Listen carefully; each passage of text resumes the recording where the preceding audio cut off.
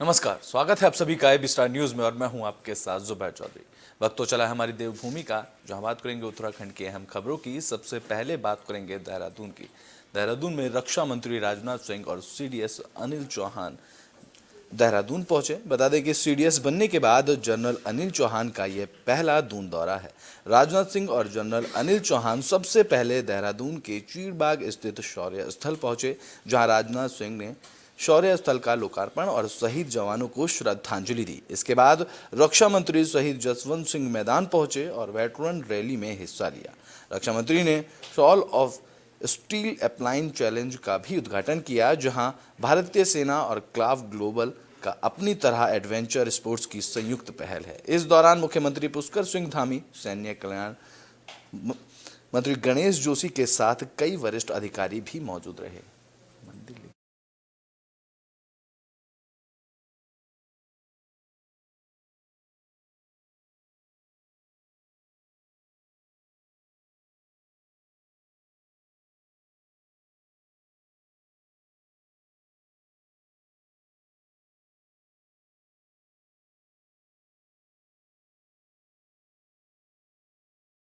तो उत्तराखंड के ऊंचाई वाले इलाकों में बर्फबारी का सिलसिला लगातार जारी है। इस दौरान उत्तरकाशी में भी बर्फबारी देखने को मिली। बता दें कि पहाड़ों की चोटियों पर हल्की बारिश और बर्फबारी देखने को मिल रही है, जहां गंगोत्री धाम में भी बर्फबारी के बाद मां गंगा का मंदिर बर्फ की सफेद चादर से ढका नजर आ रहा है। तो वहीं निचले इलाकों में जिला मुख्यालय समेत कई जगहों पर कल से हल्की बूंदाबांदी हो रही है। बता दें कि उत्तरकाशी में गंगोत्री धाम, उपला, टकनौर में झाला, सूखी, मखवा, हरसुल आदि इलाकों में देर रात जमकर बर्फबारी देखी गई।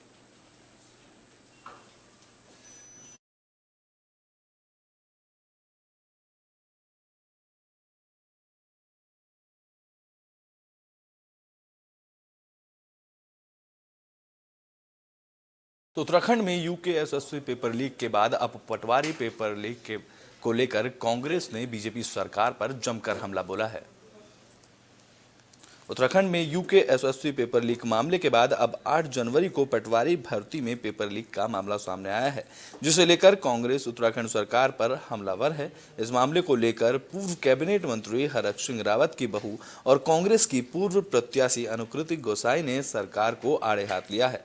उन्होंने कहा कि उत्तराखंड में घोटालों की बाढ़ से खतरे में युवाओं का भविष्य सुरक्षित नहीं रह गया है और पटवारी परीक्षा में भाग लेने वाले 1,14,000 अभ्यर्थियों का भविष्य अधर में लटक गया है।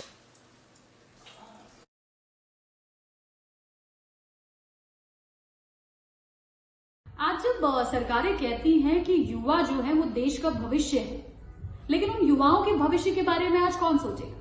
आज उत्तराखंड जो है वो पूरे देश के अंदर हास्य का पात्र बन गया है। अब चाहे उत्तराखंड के अंदर यूके का मामला हो या अब उत्तराखंड लोक सेवा आयोग के अंदर पटवारी लेखपाल की परीक्षा का मामला हो, मैं सोचती हूँ अपने आप में आज ये बहुत दुर्भाग्यपूर्ण बात है कि उत्तराखंड के अंदर युवाओं का इन संस्थानों से विश्वास उठ गया है। ये कैसा दुर्भाग्य है हमारे प्रदेश का कि पहले तो उत्तराखंड की सरकार जो है सालों तक परीक्षा नहीं करा पाती, और जब परीक्षा होती है तो उन परीक्षाओं में यूके या लोक सेवा आयोग के इस तरीके के घोटाले हो जाते हैं। ये सच में वाकई आज हमारे उत्तराखंड की दयनीय स्थिति है कि ना तो हमारे उत्तराखंड में युवाओं का भविष्य सुरक्षित है और आज ना ही हमारे उत्तराखंड में महिलाएं सुरक्षित हैं, और तो और हमारे उत्तराखंड में पहाड़ भी अब सुरक्षित नहीं है।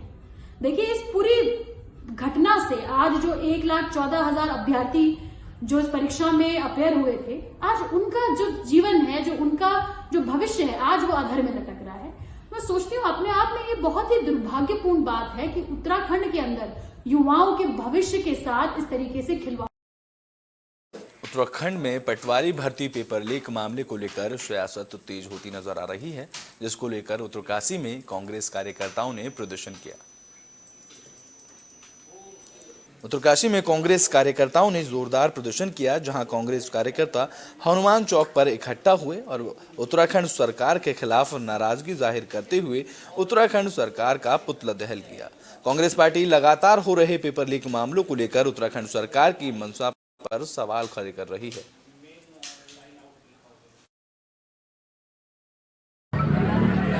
जैसा कि आप जानते हैं कि पूर्व में भी तमाम युवाओं ने पूरे उत्तराखंड में एक मांग उठाई थी कि जो उत्तराखंड में भर्ती घोटाले हो रहे हैं, इन भर्ती घोटालों की सीबीआई जांच होनी चाहिए, जिससे कि इन पर प्रतिबंध लग सके।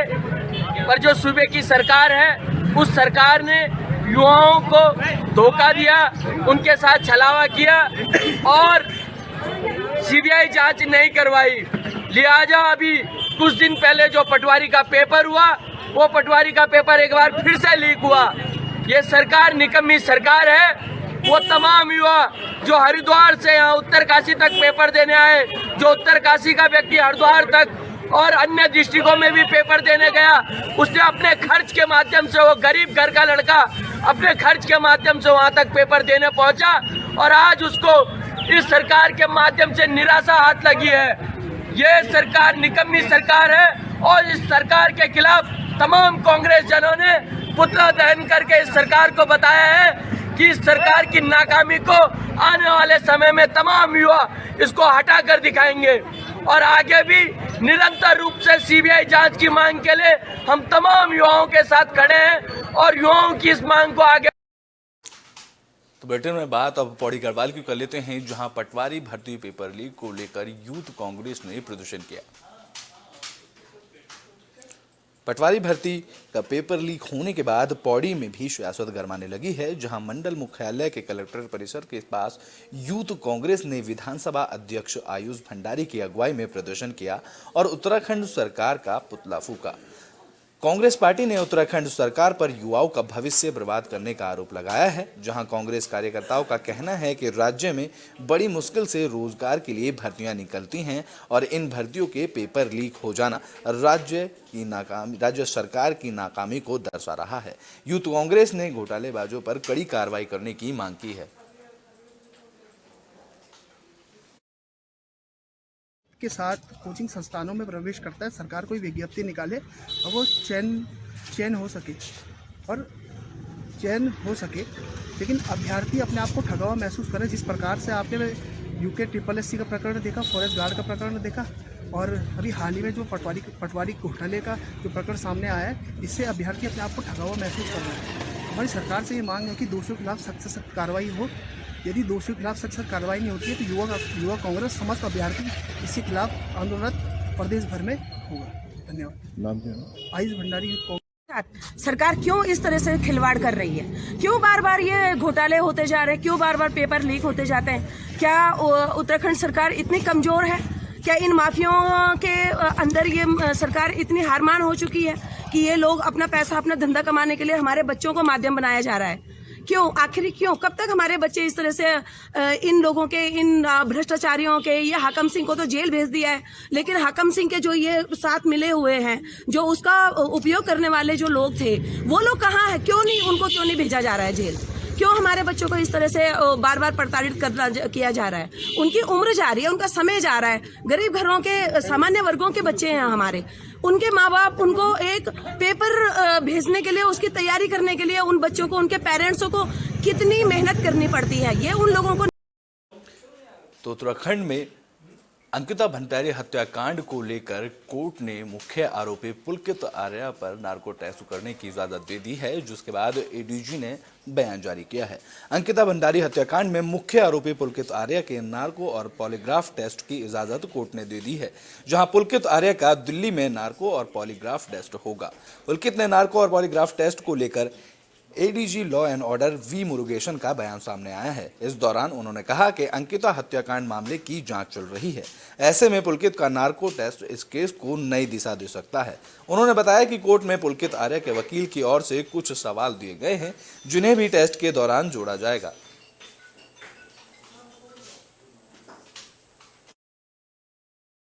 किस तरह से चल रही है, हम लोग किस तरह से आगे बढ़ेंगे और कार्रवाई की अपेक्षा क्या है?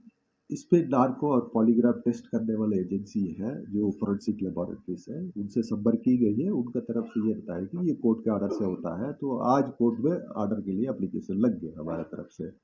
जैसे कोर्ट का ऑर्डर जाएगी वहाँ पे CFSL पे, और CFSL अपना जो स्लॉट के देखते हुए वो टाइम देंगे, पर उसके बाद ये दोनों टेस्ट होगा जो हमारे एक एक्यूज्ड जिन्होंने शामिल दिया उनके। कितना महत्वपूर्ण रहेगा सर हमारे लिए? ये बहुत महत्वपूर्ण रहेगा हमारे लिए कि उस पे कई सारा सवाल रहेंगे हमारा, जो भी अभी तक कुछ बात सामने नहीं आ रही, वो उनके दिमाग में जो होगा तो फिर बाहर आ जाएगा। क्या उनकी बातें भी जो मानी जाएंगी सर, जो उन्होंने जो उन्होंने भी कुछ क्वेरी अब करना चाहिए बोल रहे थे, वो भी अब करेंगे, उसकी कुछ चीज़ को भी हमारे कुछ देरी में शामिल होगा। तो सर, और तो हमारे लिए भी अपनी सप्लीमेंट्री में काफ़ी महत्वपूर्ण हो सकती है। हाँ, ये इसके बाद हमारे जो अभी तो फर्दर इन्वेस्टिगेशन जारी रह रहा है, तो इसके बाद रिजल्ट आने के बाद आगे तथ्यों को तो ब्रिटेन में बात पौड़ी गढ़वाल की कर लेते हैं, जहां गढ़वाल सांसद तीरथ सिंह रावत गढ़वाल पहुंचे। इस दौरान उन्होंने अधिकारियों के साथ समीक्षा बैठक की। गढ़वाल सांसद तीरथ सिंह रावत पौड़ी गढ़वाल पहुंचे। इस दौरान उन्होंने विकास कार्यों को लेकर जिले के अधिकारियों के साथ समीक्षा बैठक की, जहां कलजी खाल ब्लॉक में हुए जल जीवन मिशन योजना घोटाले की जांच के निर्देश डीएम को दिए। तो वहीं तीरथ सिंह रावत ने बताया कि पहले की बैठक में अधिकारियों को जो होमवर्क दिया गया था उस पर अधिकारी खरे उतरे हैं। उन्होंने कहा कि उनके सामने पेयजल की किल्लत की शिकायतें सबसे ज्यादा आई हैं, लिहाजा लंबित योजनाओं को जल्द गांव तक पहुंचाया जाएगा। तो वहीं भर्ती घोटाले पर जब तीरथ सिंह रावत से सवाल किया गया तो उन्होंने कहा कि भर्ती में पारदर्शिता लाने के लिए सरकार ठोस एक्शन ले रही है।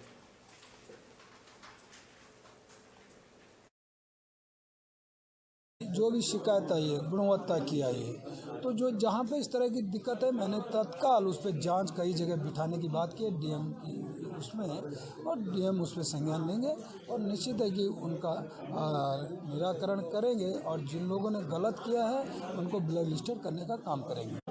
पिछली बार की जो बैठक में विषय आए थे वो विषयों पे अधिकारियों ने संज्ञान लेकर के लगभग पूरा किया है। जो प्रगति रिपोर्ट आई जिसमें कि हमारे ब्लॉक प्रमुख हैं, अन्य जनप्रतिनिधि भी हैं, उन्होंने संतुष्टि जताई है। और साथ में जो पाइपलाइन में जो काम है उन कामों को पूरा करने के लिए समयबद्धता मैंने निर्देशित किया है। समय पे काम हो और साथ ही उसमें गुणवत्ता हो, क्वांटिटी क्वालिटी दोनों चाहिए, यह मैंने निर्देशित किया है। और निश्चित है कि आने वाली जो बैठक होगी उस तो बुलेटिन में बात अब पौड़ी की कर लेते हैं, जहां गुलदार ने महिला पर हमला किया, जिसके बाद घायल महिला को अस्पताल में भर्ती कराया गया। उत्तराखंड के पहाड़ी इलाकों में जंगली जानवरों के हमले की घटनाएं थमने का नाम नहीं ले रही हैं। ताजा मामला पौड़ी के जयहरी खाल ब्लॉक का है, जहां ब्लॉक के बांसी गांव में गुलदार ने खेत में काम करने जा रही महिला पर हमला करके उसे घायल कर दिया। जब दोबारा गुलदार ने महिला पर हमला किया तो महिला ने बहादुरी दिखाते हुए गुलदार को धक्का देकर अलग किया, जिसके बाद शोर मचाने लगी। जहां दूसरी महिलाओं भी शोर मचाने के बाद गुलदार जंगल से भाग गया। महिला को इलाज के लिए दुगाडी पीएचसी कोटद्वार के बेस अस्पताल रेफर कर दिया गया है।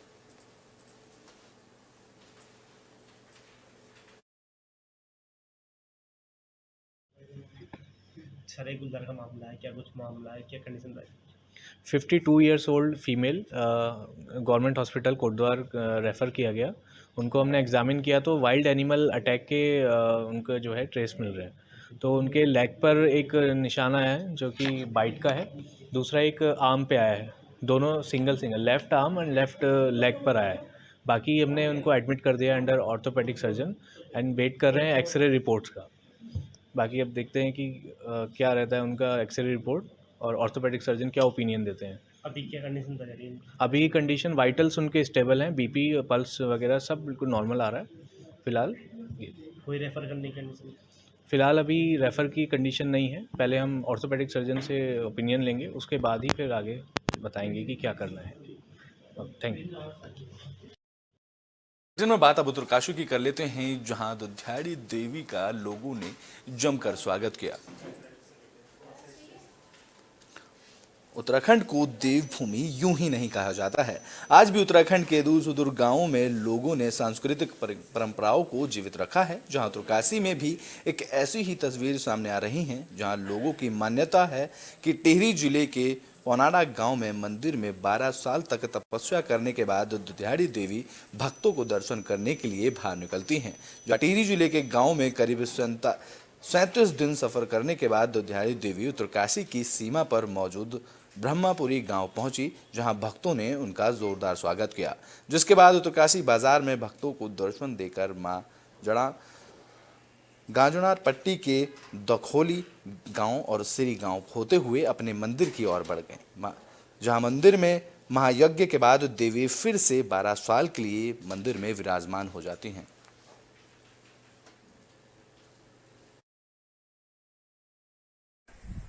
दुधियार देवी का पुराना इतिहास है।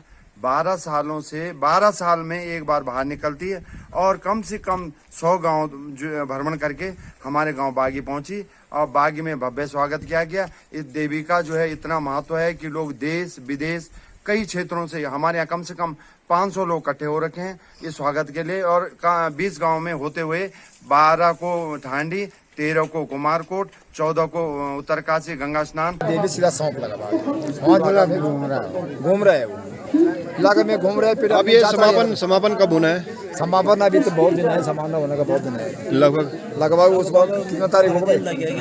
15 दिन लगेगा। 15 दिन लगेगा तब वहाँ नीचे जाएगा, तब वहाँ भागवत बैठेगा। फिर देवी उसके बाद मंदिर में भागवत बैठेगा, तब जाएगा। उसमें भागवत में बैठने जो उसको तब समाप्त हो जाएगी। अगली बार दवा गाड़ी तब 12 साल में फिर प्रकट मंदिर बंद हो जाएगा। तब आपको नाम क्या? मेरा नाम जो है नतेश सिंह। आप मुख्य हुए हैं? जी, दोनों मुख्य हैं, अबल सिंह जी और नतेश सिंह जी। नतेश सिंह आपको। तो बुलेटिन के आखिरी में बात कीर्तिनगर की कर लेते हैं, जहां स्मृति विकास मेले का आगाज हुआ। टिहरी गढ़वाल के कीर्तिनगर में स्मृति विकास मेले 2023 का आगाज हो गया। बता दें कि इस मेले का आयोजन अमर शहीद नागेंद्र सकलानी और मोलू भरद्वारी की याद में किया जाता है। मेले के दौरान कीर्तिनगर में के रामलीला मैदान में सांस्कृतिक कार्यक्रम की प्रस्तुति दी गई, जहां 4 दिनों तक चलने वाले मेले के दौरान गढ़वाल कवि सम्मेलन का आयोजन किया गया। साथ ही गढ़वाली, कुमाऊनी और जौनसारी नृत्य समेत कई सांस्कृतिक कार्यक्रम देखने को मिले। आज कीर्तिनगर में नागेंद्र सकलानी और मोलू भरद्वारी की उसमें स्मृति में मेला किया गया है। तो इसमें आज संजय भंडारी, अनिस वांगड़ और राज टाइगर सिंगर आए हैं और यहाँ पे कीर्तिनगर नगर पंचायत के उसमें अच्छी व्यवस्था की गई है। तो जैसे कि अनिसा रांगड़ के गाने, अनिसा रांगड़ के सारे गाने अच्छे लगते हैं, अच्छे हैं, पॉपुलर गाने हैं उनके, सारे गाने उनके हिट रहते हैं। आपका नाम? मेरा नाम मालिक है।